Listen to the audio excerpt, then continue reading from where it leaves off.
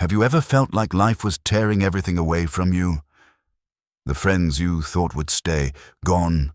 The doors you were sure would open, shut. The applause, the recognition, the comfort, all stripped away. It feels cruel, almost like punishment. But what if I told you, this is the exact moment when God is preparing you for something greater? Because before he hands a man a kingdom, he first makes him stand alone. When everything familiar disappears, you're left face to face with the one thing you can't escape, yourself. It's a wilderness season, a place where the noise of the world goes silent and the silence inside your chest gets louder than thunder.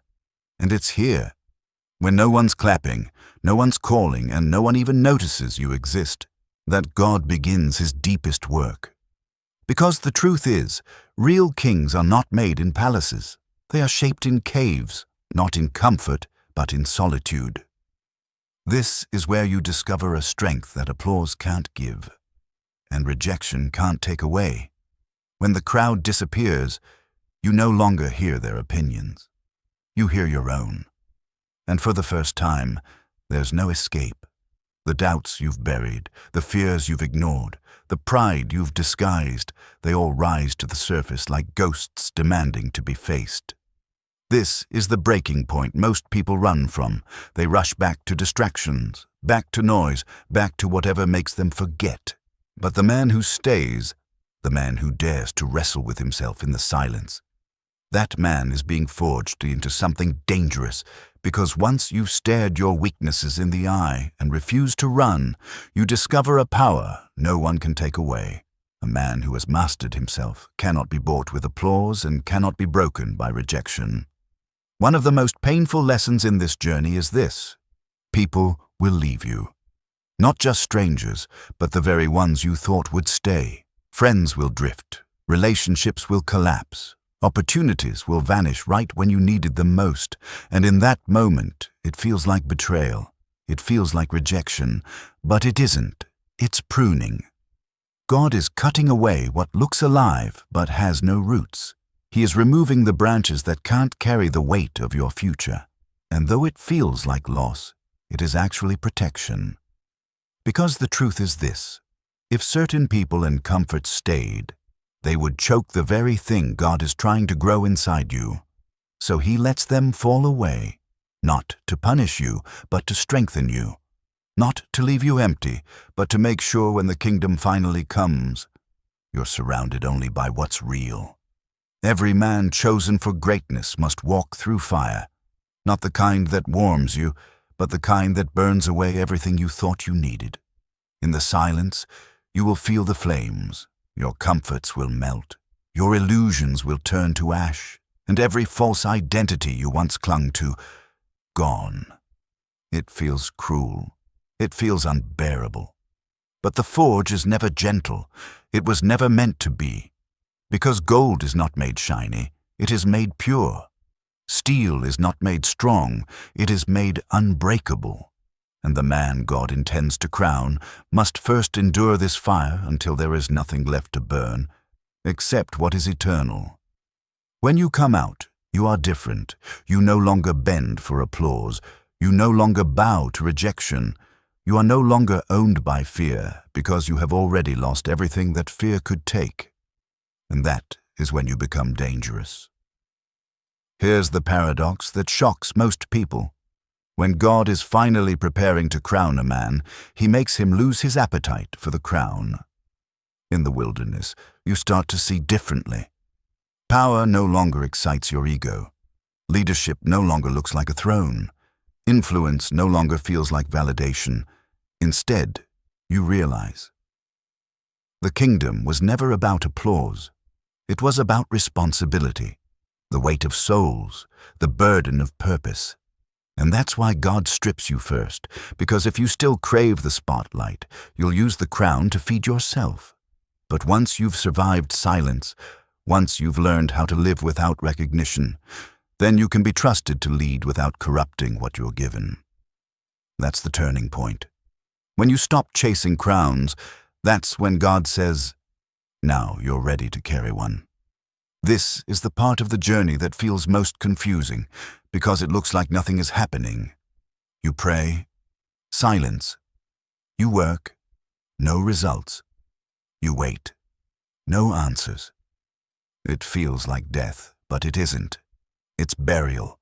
Just like a seed disappears into the dirt, you too are being covered, pressed down, hidden. And in that hiddenness, something is happening you cannot see. Roots are forming, depth is being carved, strength is being built where no one is watching. The world will think you've been forgotten. But heaven knows you're being prepared. Because if a seed sprouted too soon, its roots would be too shallow to survive the storm, and if your crown came too early, it would crush you instead of empower you. So God slows the process. Not to deny you, but to anchor you. And when the time comes for you to rise, you won't just stand tall. You'll stand unshakable, because your roots run deep. Something unexplainable happens when a man comes out of the wilderness. He doesn't need to announce himself. He doesn't need to prove himself. He simply is. You'll notice it in the way he walks, grounded, steady, in the way he speaks, slow, deliberate, every word carrying weight. He doesn't argue for attention, because attention now comes to him. Why? Because authority forged in silence is undeniable. People may not know your story. They may not know the fire you endured, but they will feel it. Your presence shifts the room before you even open your mouth. This is what happens when you've already lost everything the world could take. You're no longer fragile. You're no longer swayed by applause, no longer crushed by rejection. You have become anchored in something eternal, and that kind of authority can't be faked. It can't be borrowed. It can only be forged in solitude. And then comes the turning point. After the silence, after the stripping, after the fire, there's a moment when God looks at the man who once begged for recognition, who once clung to titles, who once needed the crown to feel powerful, and sees that he no longer needs any of it. That's when heaven whispers, "Now you are ready." Because a kingdom cannot be carried by charisma. It cannot be built on ego. It can only rest on character, and character is never born in comfort. It is born in struggle. This is why God will not rush your process. He will not hand you influence before your soul is anchored. Because power in the hands of an untested man is destruction waiting to happen. But power in the hands of the man who has stood alone, who has faced his demons, who has died to his ego and risen in humility, that man is unshakable. And when the crown is finally placed on his head, he doesn't wear it as a trophy. He wears it as a responsibility, not to rule over people, but to serve them. How do you know when you're ready? It isn't when you crave the crown. It's when you could live without it. You'll know you're ready when applause no longer intoxicates you and criticism no longer destroys you. When you no longer chase the spotlight, but carry the same fire in hidden rooms that no one else will ever see. You'll know you're ready when power no longer feeds your ego, but humbles your spirit. When leadership no longer looks like control, but feels like service. The true mark of readiness is not in your talent, not in your strategy, not even in your success. It is in your surrender. Because a man who has mastered himself, who has faced his fear, who has walked through silence and still chosen to keep walking, that man is safe to crown. And here is the irony. When you finally reach this place, you don't even need the kingdom anymore. But it is in that exact moment, when you least expect it, that God places it in your hands. So if today you feel stripped, forgotten, invisible, you are not being punished. You are being prepared.